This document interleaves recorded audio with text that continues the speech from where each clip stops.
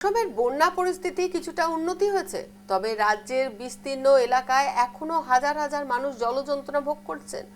৪ঠা August অসম রাজ্য বিপর্যয় মোকাবিলা কর্তৃপক্ষ কর্তৃক প্রকাশিত সর্বশেষ বুলেটিন অনুযায়ী বর্তমানে রাজ্যের 10টি জেলায় বন্যার কবলে রয়েছে এবং ৩৬৫টি গ্রাম এখনো জলমগ্ন। এর ফলে মোট ১,২২,১৩৭ জন মানুষ প্রভাবিত হয়েছেন। বিপর্যয় মোকাবিলা দপ্তর জানিয়েছেন, বন্যা প্লাবিত জেলাগুলি বর্তমানে ৩৯টি ত্রাণ শিবির এবং ১৬টি ত্রাণ বিতরণ কেন্দ্র চালু রয়েছে। সেখানে ১২,৩৮২ জন গৃহহীন মানুষ আশ্রয় নিয়েছেন।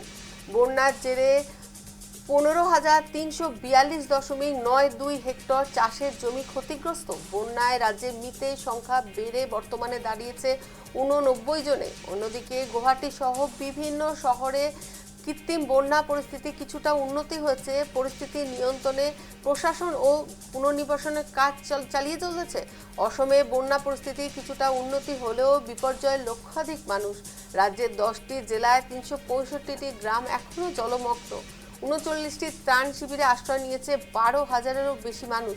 অসমের প্রলয়ঙ্কারী বন্যায় মৃতের সংখ্যা বেড়ে বর্তমানে দাঁড়ালো ৮৯ জন। বন্যার জলে ক্ষতিগ্রস্ত ১৫,০০০ হেক্টর চাষের জমি। গুয়াহাটির কৃত্রিম বন্যা পরিস্থিতির উন্নতি হলেও জারি রয়েছে উদ্ধার কাজ।